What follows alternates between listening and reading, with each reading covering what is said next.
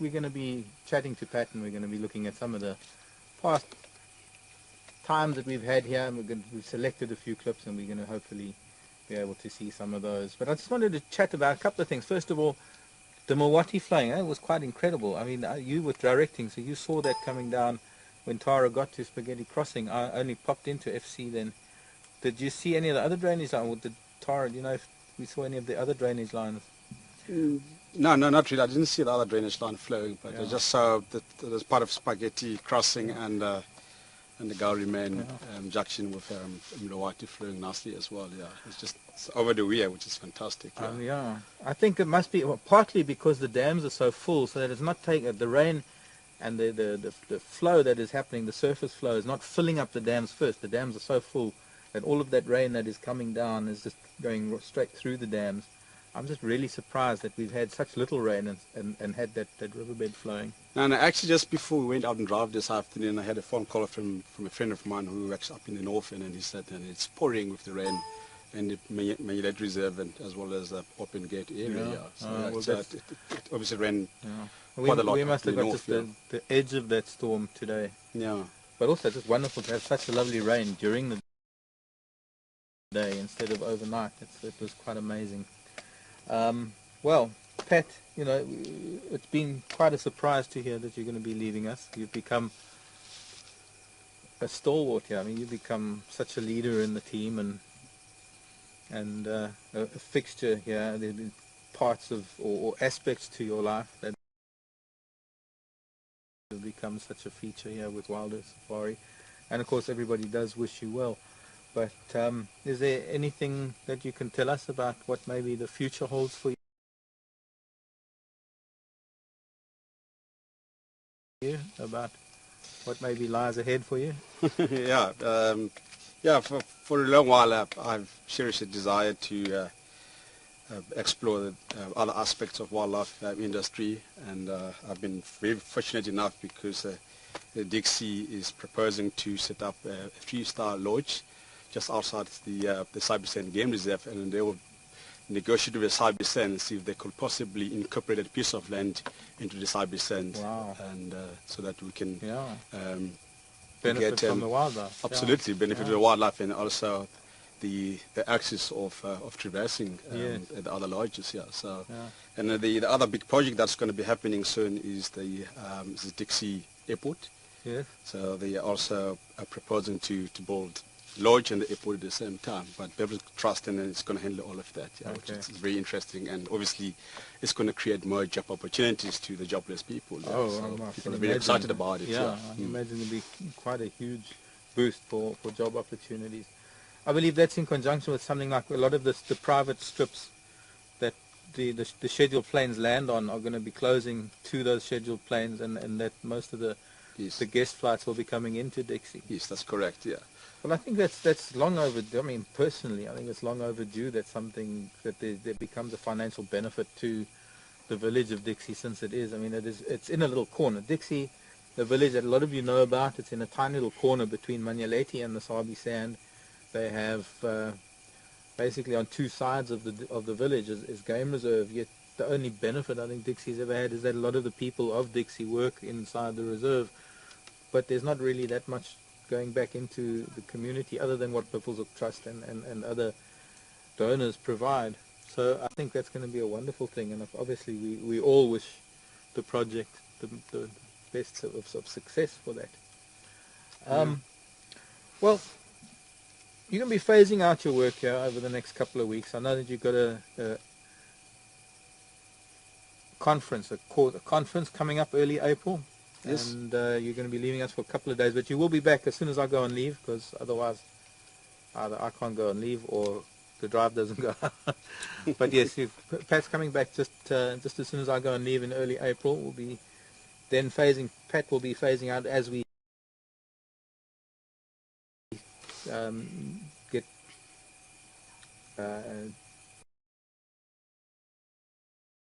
new people in, or we start the audition process of somebody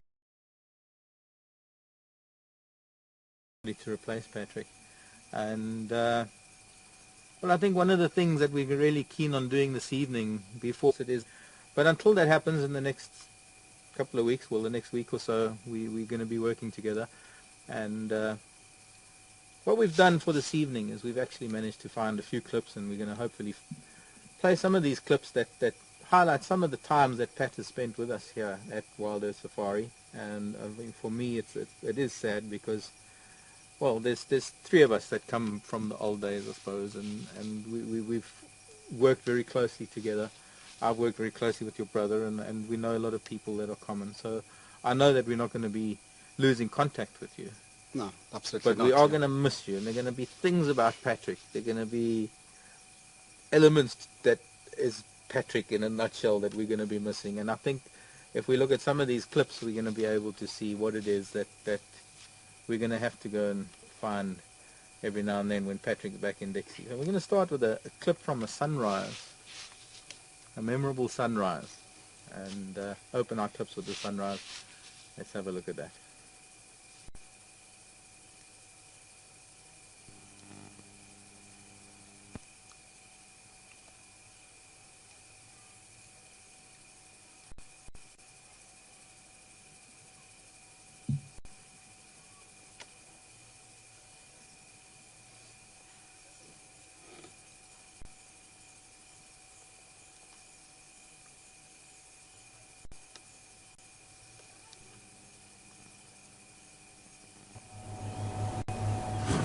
Hello and good morning everyone, and just welcome to Wallef from Jima Game Reserve. And my name is Patrick, and I'll be presenting and guiding this morning drive, and with Sebastian behind the camera and Hammond in final control.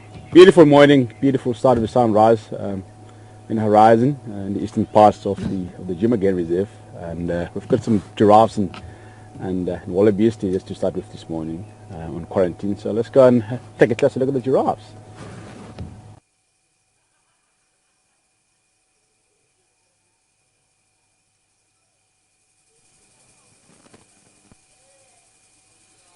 Well, you know, we have a sunrise every day, and I think out of a week of sunrise, we probably get 4 or 5 that are really memorable. I don't know if you can remember anything particular about this sunrise, but I don't think you'll ever see sunrises differently again. The way we've had them here at Wild Earth Safari, having the viewers out there and knowing that when we get to a sunrise or a sunset, knowing how important it is for them.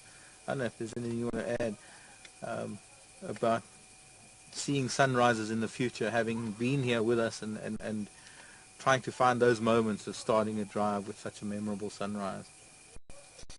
No, it's. I will say that it's. As Mark's explained, that I might not be seeing the sunrise differently because I live in the bush and I see it almost every day. But sometimes I see it differently because they vary from day to day or week to week or something like that. Yeah, and I will call it a memorable sunrise and at the same time a remarkable sunrise. That's what I will always remember. Remarkable Magwana with them. Thanks, Pat. And yeah, I think yeah, that was a special sunrise, and I've been seeing many sunrises in my lives, and again growing up in this environment. So, and of course, and I do celebrate or appreciate the dawn and dusk and every single day. So, yeah, I mean, I think that was a very special sunrise that I've been seeing for many years. Yeah. Yeah. No, you're actually very lucky to live in Dixie. I know where your house is in Dixie, and I know you're on that little bit of a slope, but sometimes, maybe more in summer, you probably see more sunrises from home. It is quite special. I just want to interject here. I just want to mention that towards the end of our fireside chat, I would like some of you viewers, especially some of you long-term viewers who have been with us a while, if you can think of any memorable moments that you've had with Patrick on drive, please send an email through. If we get some time at the end of our fireside chat, I would like to. I've got a little earpiece in my ear, and Craig will just mention things to me, and we'll maybe relate some of your moments with Patrick. I'm hoping we will have time. I've set aside a little bit of time at the end of fireside chat to be able to do that. And well, let's carry on. We've got a few clips that we want to get through, and another one is a very memorable moment with Karula. And a lioness. I'm not sure if it was a lioness or was it the young Styx male, and was right in front of the lodge. We're going to play that clip, and then I want Pat to talk about it.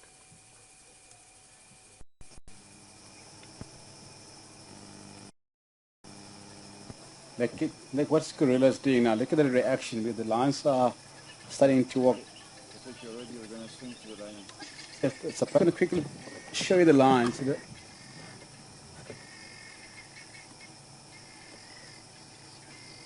She looks like she's going after the leopard. There we go, she's running. She's chasing the leopard. Look at this.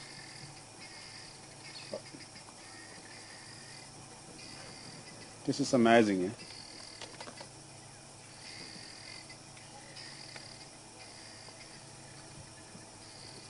The leopard is up in a tree now.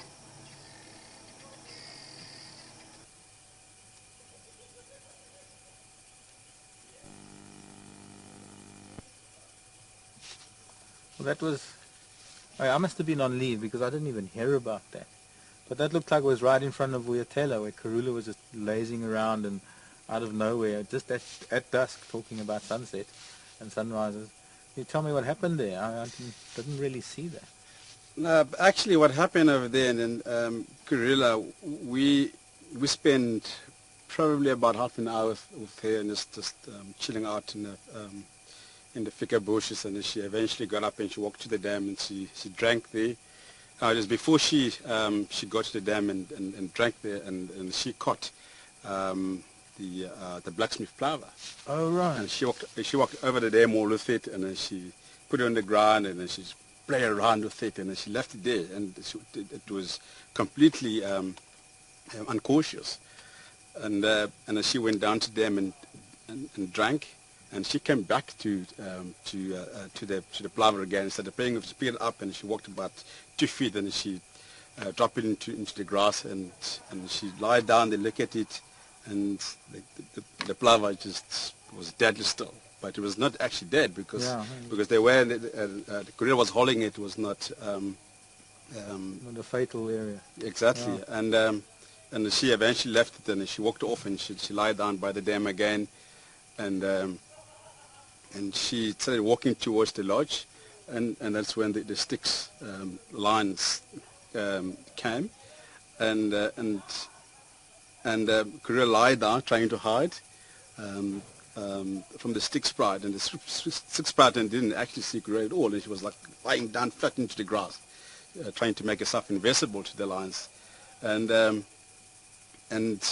lion saw the leopard, and he started walking towards the leopard, and she ran up into the tree, and she sat there, and they came just at the base of the tree and looked at the leopard like that, and she was hissing and growling at them, and suddenly they walked off to the dam as well. So it was, I don't know, it was probably one of the memorable experience with the leopards and the lions interacting in that manner. You know, it's funny, for the first time now I'm sort of putting pieces together, and one of our viewers, and I'm sorry if it slipped my mind, there's a little bit on my mind at the moment, one of our viewers must have been here on safari at that time. Did you have any Vuyatela vehicles in the sighting with you? No, they came after the lions have moved off, and Karula was still up in the tree.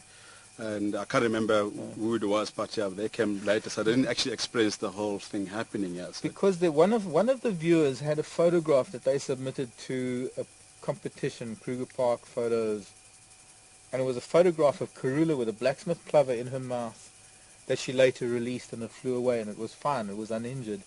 And I think she came second or third or something in this competition with that photograph. And I was just thinking maybe that was the time, but then maybe not. Maybe it was a different time when she had... Maybe she's done it more than once that she's caught a blacksmith plover. Yeah, but it's something that just suddenly came to mind talking about it, because I'm just getting a whisper in my ear that it is the same sighting thanks to Tara. But that's just quite amazing that I'm putting those two pieces together, because I'd seen that photograph and I was racking my brain trying to think of an incident that I had heard of where Karula had a blacksmith plover in her mouth. But I must have been on leave. I would have heard if when you came back to camp. I think you could have been on leave. Yeah. I mean, the saddest thing to see. Yeah. The saddest thing is that we actually only do spend 4 weeks out of the 6. 2 weeks that we're here all together, Tara, you, myself, and then I go on leave and I come back, Tara goes on leave, she comes back, you go on leave, and then it's only after that that we're all here for that 2-week period. So we only ever experience the same thing for that short 2-week period, because other than that, for a 6-week stretch, one of us is always away. But anyways, what is remarkable about that I can think of, I can relate to in a small way, was another evening that the sticks came across the dam wall, and I think it was Mishu that was lazing about, and he had to get into I was on draft that afternoon, yeah. Was I on camera then? I think you were on camera, yeah. Mish was like up Yes. up in the tree by the dam wall. And just up towards Inga's house. It was no, that's a different sighting then, yeah. So it has happened a couple of times. So you've Yeah. had it twice now that the sticks have been there with the leopard. Yeah, twice, yeah. Okay, because It I happened definitely twice, was yeah. driving that day, I remember. And it was west of the dam. He was on his way, well, the sticks were on their way up to the open area we call quarantine. And treed me, I don't know, it was Mishu, I'm sure it was you.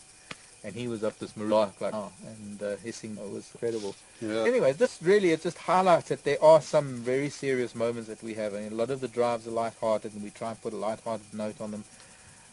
But we never forget the fact that this is nature. We never forget the fact that the most violent and the most strange things can happen. Some of the things that can happen can be heart-wrenching and gut-wrenching.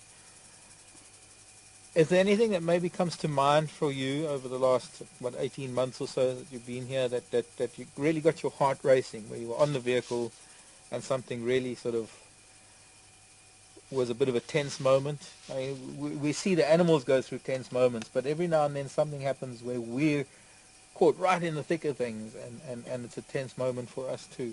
Can you think of anything?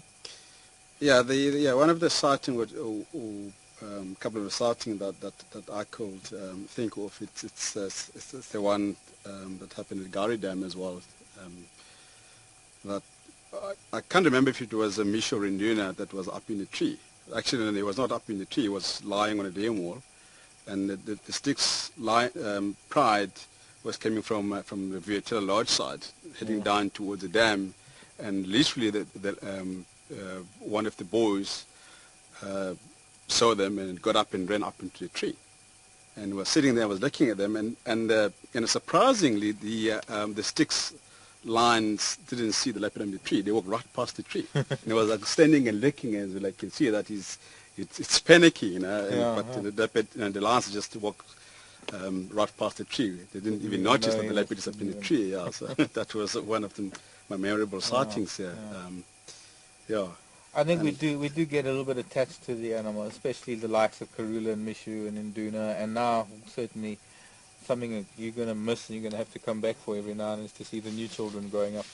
But it always gets a little bit tense for us when we're in a situation with the leopard that we watch, with the lion that we watch, and somebody's life is potentially threatened because of another predator. I'm not talking about ours, I'm talking about the animals that we get to know, the animals that we follow, their lives that we follow. And we know how heartbreaking it would be, and I think that's what prompts our hearts racing when we do see the likes of Karula and the boys with hyenas approaching, or the Styx pride approaching, and that sort of thing. It's always a very tense moment, because at the end, the bottom line is we can't interfere.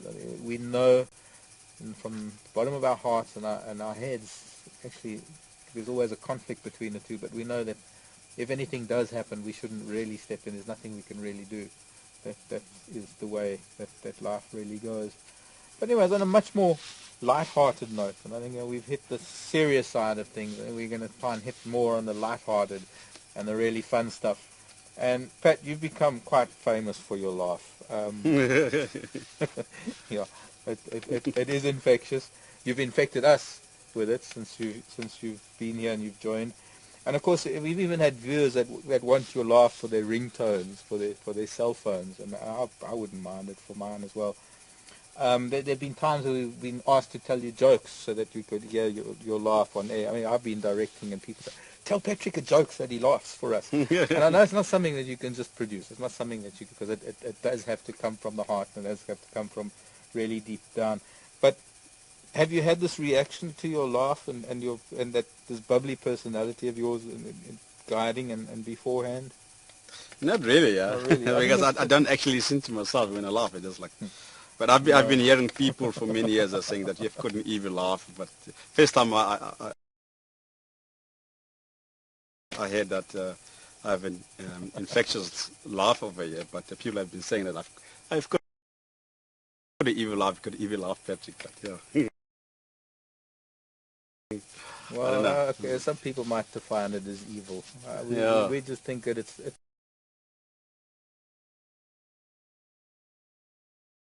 it's one of those things that it instantly makes any situation lighthearted. And find a clip, very short, to show you. I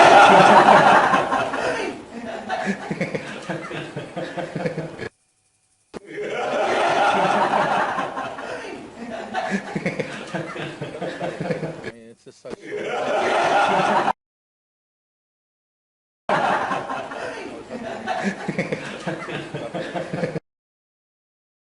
I've got to play it again.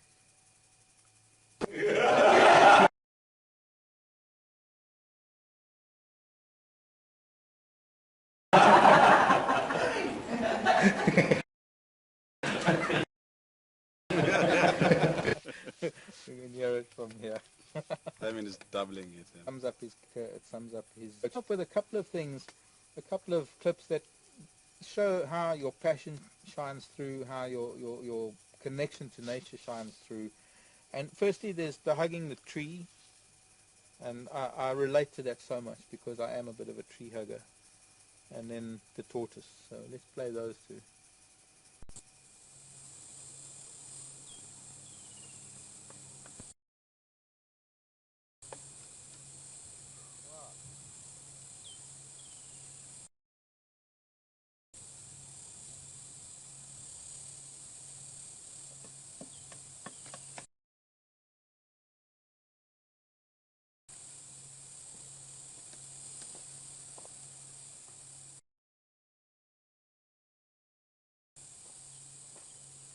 So that's a leadwood tree, yeah? Harde kwol in Afrikaans.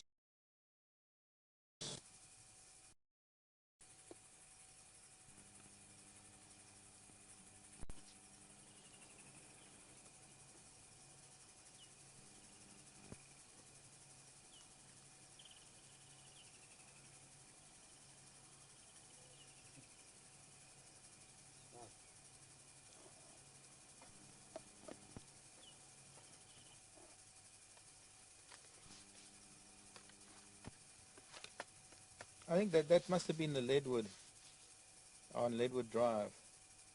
I think that was the one that you hugged. Yes, that's correct. Yeah, that's the That one, is an yeah. amazing tree. That I mean, that's got to be well over 1,000 years before it died, and it's got to have been dead for a few hundred years. I've always been fascinated with particularly the leadwoods. They don't rot. They don't weather like other trees. Or no, they do weather. That's all they do. They don't get attacked by insects or rot like other trees. So it's really a slow process of weathering over time. And it is it's probably one of the most magnificent leadwoods that we have on the property. And then just that it was a lovely tender moment with that tortoise. I mean, it's another moment where that passion of yours shines through and that connection to nature. And that is one thing that makes, I think, for me personally, makes you the guide that you are. But there's more to the guide. I mean, somebody has said singer, entertainer, presenter. What is it? How does it go? Like, I can't remember who Singer, entertainer, presenter, and all-round good guy. but who did it for me. I think, but it's obviously one of the viewers, regular yeah. viewer who did that for me. Yeah. And I think it came from the most of my speeches, if I can say that. I'll be on driving and I don't see nothing for an hour or 2 hours or so, and I'll start talking about things and like the cultural experiences and all sorts of fascinating things. And I just got to this stage where I think instead of driving the people around and show them the nature, and then I'm entertaining you and I'm educating you about the surrounding of the bush, you know. So yeah, I think that's where it came from. Yeah, but I can't really sing, but I do sing sometimes. I've sang a couple of You've done songs some with Herman. fireside chat on Bayers, yeah. Bars and show, yeah, we sang a few songs there, and then we did funny things, and You guys, Herman and I. But yeah, you're a song guy, you got rhythm. I can dance. Yeah. I'm a better dancer than Better than a singing. singer. Yeah. I think I could probably say the same for myself. Yeah. Getting some giggles out there. I haven't even tried singing anyway. But I think, Pat, I think you're going to miss that. I think that you're going to miss this interaction that we have with the viewers. And I know that you are, after your conference, you are going to be coming back. You promised to come back on the 5th to just help us through this interim period until we get a new guide. And we are grateful for that, and we will be seeing a little bit more about that. Well,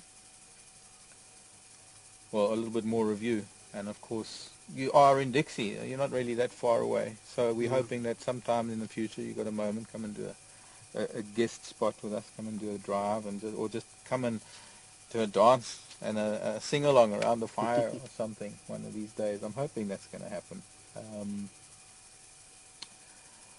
I know we are getting short on time, and earlier on I had asked a few viewers to send in memorable moments. I'm going to just wait until I get something in my ear to see what's coming through. As far as some of you, we can't obviously cover them all, but let's see who's coming through first.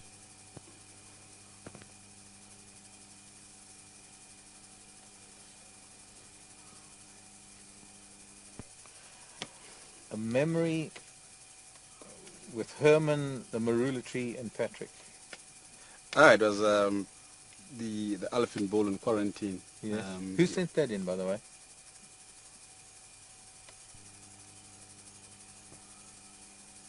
Oh, sarsaparilla. Sarsaparilla. Yeah, I mean that was incredible, and him and I were out on.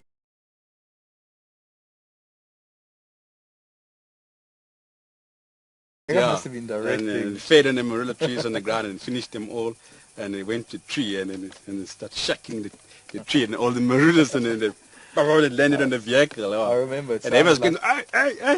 Yeah. Sounded like it was hay. And yeah, it sounded pretty much like that. Yeah, that was remarkable. Yeah, your word.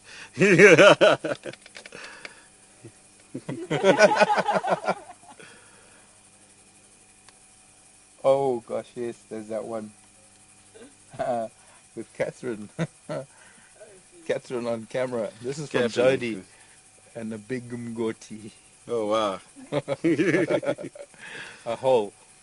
Mgoti, yeah, and then wow, that was a scariest moment for Kate, that I would say. Yeah. You mean more so than when she had a spider on her face? Yeah. Like this morning she was screaming and shouting at the spider. But yeah, and yeah, I mean, that was another unforgettable experience with an elephant ball in mast, and we spotted him from quite a long distance, and we approached him, and he was feeding on the side of the road, and he approached the vehicle and stood next to the vehicle and started feeding and kept feeding, and like going, Patrick, please reverse, start the vehicle, please back off. And I said, no, just sit still and quite clean and you'll be fine, and blah, blah, blah. And an elephant kept coming closer and closer to the vehicle, and says, Patrick, please, I'm not comfortable, can you please back off? And as he said that, and an elephant shook his head, and the death is of the trunk, and they threw out a little bit of sand on the faces, and then they just started the vehicle and just pulled back slightly, and then he walked right past the vehicle. Yeah. And after the drive, and then we got here, and Catherine just jumped off the vehicle and then ran straight to a room. So, I don't know. I think I might have messed that question up, because I said Mgodi and you're thinking the elephant Mgodi. I'm talking about when you got the wheel stuck in the hole. Oh, the Mgodi. Okay, sorry, I thought you. No, but that was a good one. Yeah. That was a good one anyway. Catherine's never going to forget that one. Nah, yeah, but she ran to the bathroom as soon as we got back to the bus. Oh, wow. I hope she's not going to smack me in the face after the chat. And yeah, that's another one. And I don't know. I mean, I also had a very big fright, yeah, because I was concentrating on the elephants feeding in the foreground, and the grass was about this long, Yeah. and We've just all after been the rains, yeah, and I didn't even see that there was a hole on the ground, and I felt the vehicle going sideways like that, and the front wheel managed to go over the hole, and the back wheel fell into the hole, and I engaged the four-wheel drive diff lock. The wheel spins and couldn't get out there, and the more the wheels spinned, the vehicle was going like that. It was like standing like this in 45 degrees angle. Wow. Yeah, and I jump off, and um, every time I touch the vehicle, but not like touching the vehicle like we normally jump on the vehicle, but I touched the vehicle and the whole thing was going like that. You Center know. of gravity was perfect. Absolutely. So yeah, it was very scary. And Catherine was sitting like that with the camera like that, and I can see like sitting right like 3-4 meters above me, and Yeah. that No, was scary. Yeah. I've been there too. I mean, we've often had these moments, especially this time of the year when the grasses are so thick, and you drive along and you can't see these burrows, and they're not just little holes. I mean, a tire completely disappears in these holes. Yeah, it is quite amazing. Well, I know we probably have a couple more, and I know I was going to get Tara to come in and chat about maybe her moment. I have to say, from my point of view, there's one thing that I will always remember. The time that I stay here from now onwards, and there's a certain spot on Nyala Road South that the two of us were together on 2 occasions with memorable kills. And the one of them was, I think I was on camera, and the sticks killed that warthog. Oh yes, yeah, I remember that. Yeah. And then it was getting dark, and they started heading up Central Road towards Gowrie Dam, and the cub couldn't quite carry the warthog head. It was a little bit too heavy. Too heavy for it. Yeah. Do you remember that? I do. Yeah. That was quite amazing, because then the cub eventually had to drop the warthog head to catch up with the pride, and her mother, who was lagging behind, was just waiting for that moment for this warthog head to be left alone so that she could grab it. But there was another time, and I think that might have been when you were on camera and I was driving, and we had the wild dog. Do you remember that? The whole pack. It was summer. It was the pack of, there were the 10 adults and 11 pups. They had made about 5 kills in about an hour, and we found them feeding on one impala on Nyala Road South. And it was only after that we started going up on Nyala Road North, and we saw the Nyala that they had killed and the kudu that they had killed. Yeah. I think you were with me. I think so. I remember that. Yeah. I'm quite sure you were. Anyways, yeah, I think we could probably sit here the whole night and go through memories, and I know I did want, and Tara's sitting patiently waiting to come in and have a word, and we sort of running out of time kind of thing. But in closing, we're just happy that Pat is going to be coming back after this and helping us go through this interim period until we get a new guide, and we're also hoping that in the future, from time to time, Pat will be here. Of course, Dixie is just outside the gate, and we can always go and abduct him and bring him in here for a fireside chat. Yeah, so that'll be a fun call away. But anyways, there would be so much to talk about, and to try and squeeze it into a single fireside chat is almost near impossible. I just want to thank you all for joining us tonight and enjoying some of the moments that we've had with Patrick. We are going to miss him. He has been a great part of the team, a very integral part of the team, and it's going to be hard to replace him for. But yes, we all wish you the best of luck. Thank you. And where you go and what you do, and we are going to be following you closely, and you've got all our support.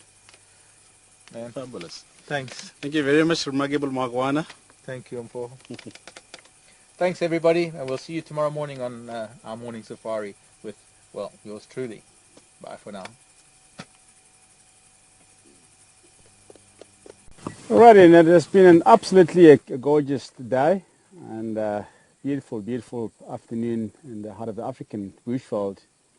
And from me, Patrick, and the rest of the crew, Hammond behind the camera, and Seb in final control. Have a good day and bye for now.